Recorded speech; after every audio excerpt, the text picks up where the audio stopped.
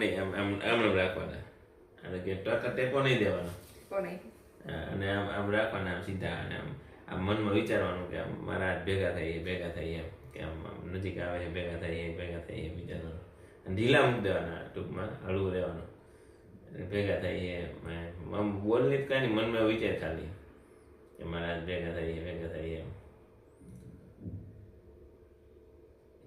ભેગા થાય વિચારવાનું. જો થઈ ગયા હા યાર, લિટરલી આમ જાતા હોય ને હાથ આમ એવું ફીલ થાય.